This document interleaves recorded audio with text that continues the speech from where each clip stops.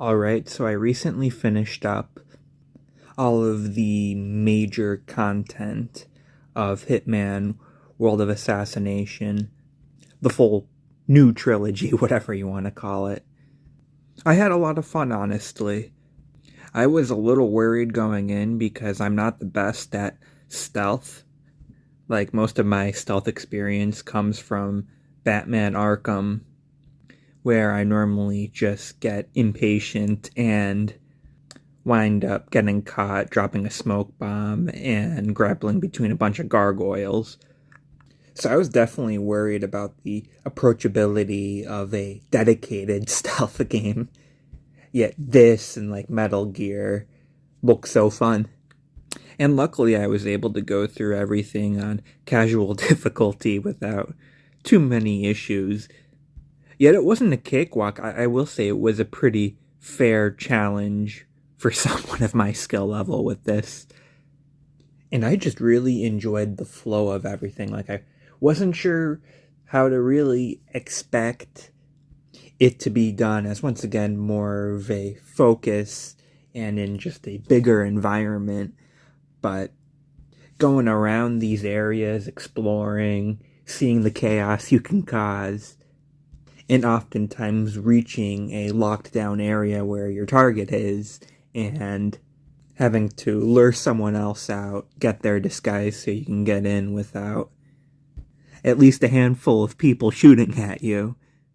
It was really good. I only wish that I was better or more creative, because I just feel like there's so many other things you can do with everything that they set up that I probably haven't experienced a fraction of. Even just some of the customization and replayability that they have with the setup for each level. Granted, a lot of it seems to be locked, but as you unlock stuff, you can unlock different entry points, you can unlock different weapons to bring at the start of the mission, and that you can create custom levels within their environment, just sort of selecting targets and requirements and that sort of thing. Like, I had a lot of fun, but I can definitely see how people can get, really invested and dump hundreds of hours into this series in particular entry or entries. The one thing I will say is that I feel like it's still kind of confusing overall, that you have to sort of look into it and see, okay, World of Assassination is all three of them, but then you still have to buy the DLC from each of the separate ones, because it's just the base games included. And I was on Game Pass, and I think Game Pass had a specific bundle that had some of the DLC, but not all of it, so sort of trying to sort through the DLC I needed. It was kind of hard to find and confusing, but I did eventually, I think, get everything that I wanted. Unfortunately, I will say most of it was pretty disappointing. Like, they pretty much wound up just reusing the same locations, which is fine. They're really detailed and there's still potential with them, but besides losing some of that initial exploration, I feel like they also just have you sort of going after only one target.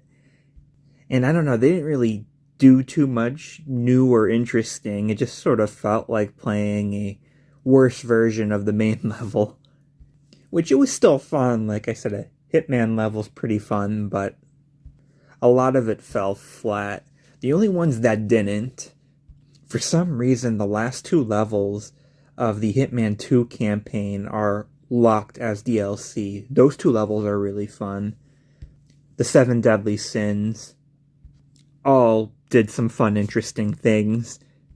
And then the level of the Icon, like, it says it's a location I went to already, but I must have not have hit that part of it or whatever, because it felt brand new. And it was pretty kind of unique. You had to sort of take out the one actor while they're filming a movie or show or commercial or whatever. The level itself wound up not being as fun as I would have hoped, but I will still give them some credit for the concept there. I might dive into some more specifics with the DLC levels as we go along here, but I wanted to start talking about the main levels, the highlight of the games. I actually started with Hitman 2 just because I have the first one, because I think they gave it away on the Epic Store. So I figured I'll do the two that I only have on Game Pass right now first, in case it gets taken off or anything. So I started with 2. I think 2 was probably my favorite, then 1, then 3. And I think that even just goes beyond it being my first one, which tends to be a way for games to get a little more favoritism. But I don't know, the first one's really close, but when I'm looking at some of the levels, like, there's some really good ones in both. And in the third one too, but I just felt like that was a little weaker. But the first standout level in 2 was Miami. Like, it was almost a similar concept to the Icon, where you have 2 targets this time, and you're at like an F1 race or something, and you got to take out the one driver during the race, as well as, just I think it was someone related to the driver, and they were in like one of the VIP sections in that. And that's just once again a really interesting, unexpected theme. I guess you could have done some similar ones at like a concert or some sort of other sporting event. Santa Fortuna was also pretty good.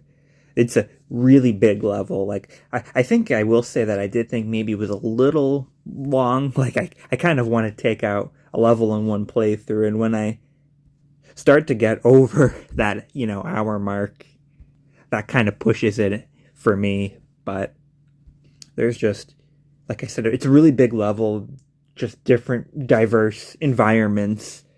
Like, I think I'm thinking of the right level, where there's like a jungle area, and then there's like a mansion, a village, an underground passage in that. And you pretty much have to hit all of them in order to take down all of the targets. So it was pretty challenging as well.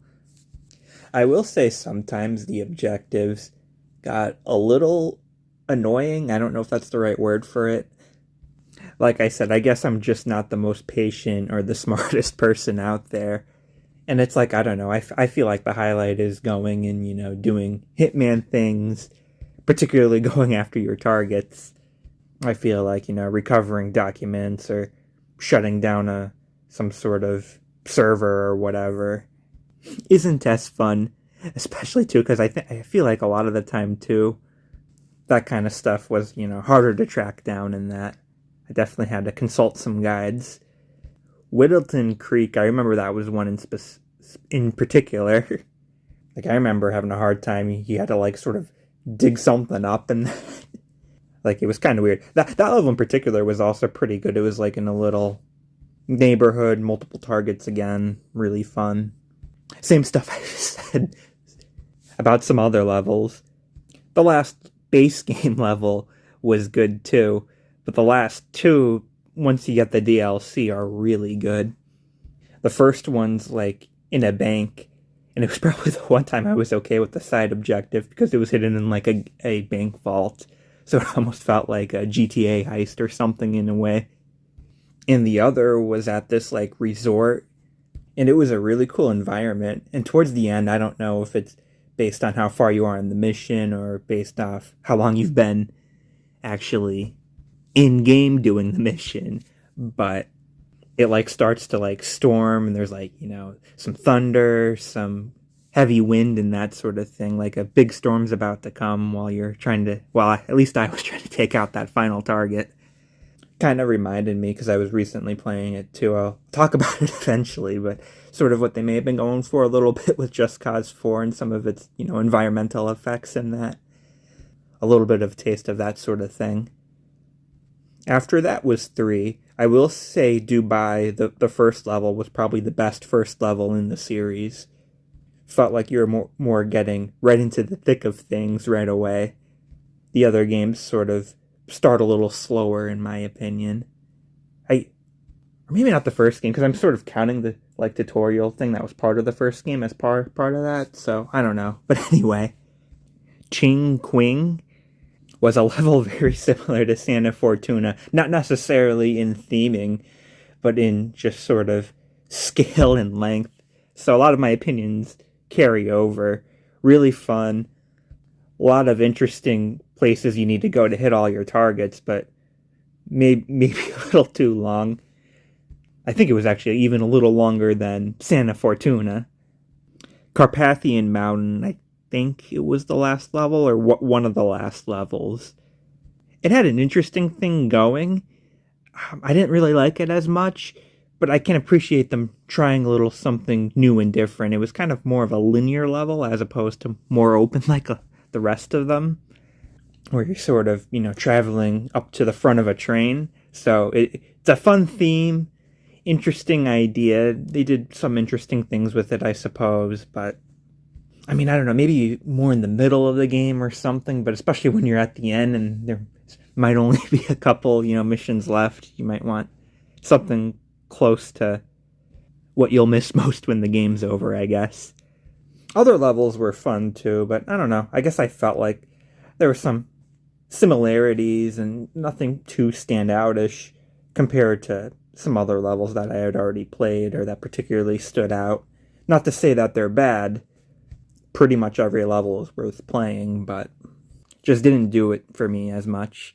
Then I went to the first game, which, like I said, it started with the training section, which was fine for what it was.